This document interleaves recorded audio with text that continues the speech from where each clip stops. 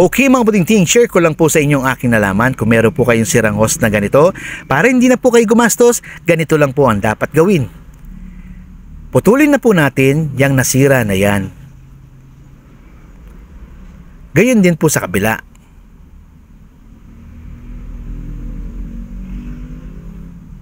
Ngayon naputol na natin.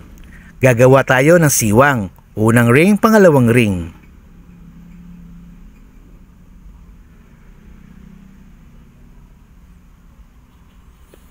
Ganon din po sa kabila mga buting-ting. Tapos lagyan po natin ng rugby para po dagdag tibay. Ngayon mga buting-ting, yung isa nasa ilalim, yung isa nasa taas. Tapos ikot po natin. Ikot po natin siya. Ayan po yung dalawang siwang mga buting-ting. Ngayon ikot pa natin. Para magkabila po yung siwang. Tapos patuyuin po natin. Pag natuyo na, ito po mangyayari. Ganyan na po siya katatag. Kahit hila-hilahin nyo po mga buting-ting, hindi na po sila maghihiwalay. Okay mga buting-ting, salamat po sa panonood po ninyo. God bless po sa ating lahat.